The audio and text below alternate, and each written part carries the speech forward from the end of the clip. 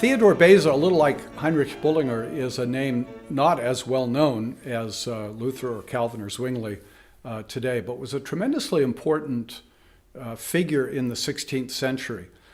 Beza, like Calvin, was from France originally, was actually part of the minor aristocracy in France, was a brilliant mind, very well educated, and identified with the Reformation, came to Switzerland, taught for a time in Lausanne, outside of Geneva, and then in the late 1550s, Calvin invited Beza to Geneva to help Calvin found the Academy of Geneva, which became one of the most important training schools for future ministers for the Reformed cause.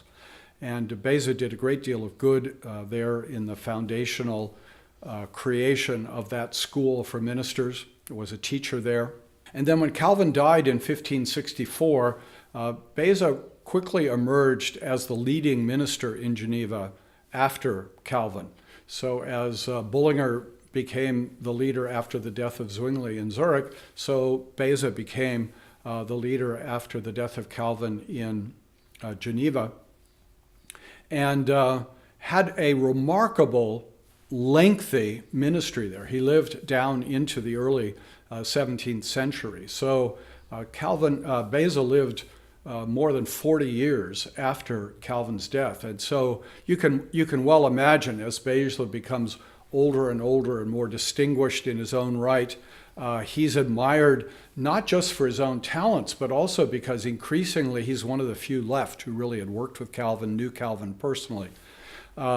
Beza is remembered largely as a theologian, and he was a very fine theologian, but he was also a very fine preacher, and that should not be forgotten. In the late 16th century, there arises a movement known as scholastic Protestant theology.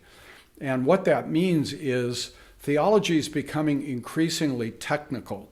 The challenge posed by some of the Lutheran theologians, some of the Roman Catholic theologians to Reformed theology has gotten very technical in the way it's expressed and requires an increasingly technical response. And Beza is one of the leaders then of early Reformed scholastic theology, or we could say early technical precise theology.